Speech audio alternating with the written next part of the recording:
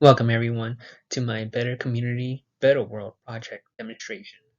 Here I will go through the process and steps in the demonstration to persuade you guys, the investors and donors, on why I believe this project task, feeding our community, which is the name I came out with, can benefit our neighborhood and lesser income side of our city. The goals of my Better World project includes the major milestones and leadership skills will be fully demonstrated here. Let's begin. On this slide, starting with my bulleted list here are my goals for my Better World project, from gathering my teammates, collecting donations, from a fundraising page to collecting as much non-perishable items as we can, which are the food that usually don't go bad. On the side, me and my team will pick up trash off the streets and litter, furthering helping our community out as we clean and help those in need and hunger. In this slide, we have our major milestone, starting with our 5 descriptions, which includes 1, I formed a team consisting of 5 people that I know closely. Second, I was able to collect a good amount of donations from a funding website, which we use for our project task. Third, we collected a good amount of non-perishable food items that of food that we can hold and retain for a good while. And then lastly, we picked up a good amount of litter and trash from our streets and in our backyard and in our neighborhood.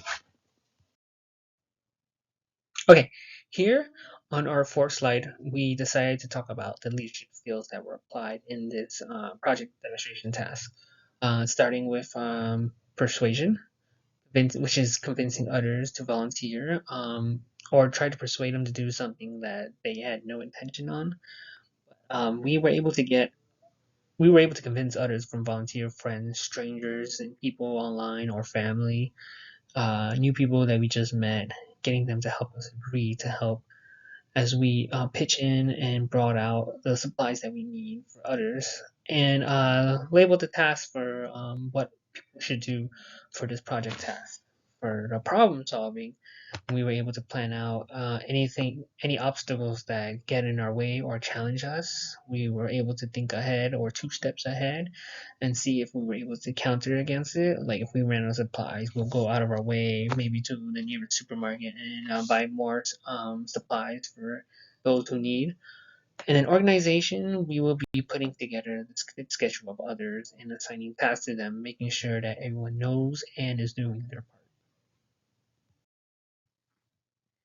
Here we go, guys. On the fifth slide, we have our title here, and then we have a couple of pictures that I decided to put in demonstrating our project. On the left side, we have where I was volunteering and cleaning up.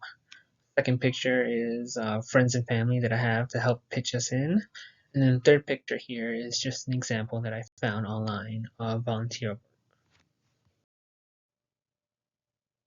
In the next slide of my demonstration, I decided to use the SWOT analysis graph to present my depiction, listing the 4 topics, which are strengths, weaknesses, opportunities, and threats. Starting with strengths, I listed down 2 objectives, including leading and organizing. Second, for my weaknesses, I put in my shyness and scheduling, which seems to be 2 of the main factors that I struggle with. Um, I have a bit of a hard time trying to be outgoing with others, especially with people that I never met. And then scheduling, because of my full-time job and also being a full-time student at the University of Phoenix and doing these honors on the side, it could get a little conflicted. My opportunities with this project task demonstration have gave me 3 good reasons: helping a cause, getting to meet new people, and making a difference within my community. Threats. Here comes like the 2 of the most negative parts about doing this task, which is volunteering in very dangerous areas. I wouldn't recommend working on this alone if you're gonna be in urban streets like this, especially when you're surrounded by not a lot of like I wouldn't want to say friendly, but it's definitely not a good place that I would recommend living in. But I know there's people that do live there and they do need our help, and that's why I'm happy for to have this opportunity to be there for them. And then also giving up valuable hours to volunteer. This is something that's also a threat because it also affects our jobs and our education outside.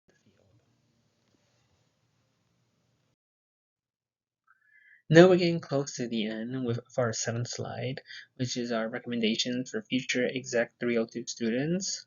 I also put in the volunteer slash hashtag NSLS to share on social media. I was asked two very good questions, which is what I would do differently and what advice I would have for the students for them. What I'll probably do differently is done a better job recruiting more volunteers for my team. Um, I feel like we could have did more if we had maybe more time or if we were more persuasive. And then my advice for the future Exec 302 students is to never give up on your dream or goal, no matter how challenging, long, or scary the project can be. And I think that will be a good description for them or a good advice to give to the future students for our NSLS. Right, now we're off to our last slide for the day and our last slide for this demonstration. I'd like to take this opportunity to thank all my investors, donors, helpers, families, and communities for giving me this chance and from learning from my experience as well. Looking forward to future and using what I learned for my future career. Thank you.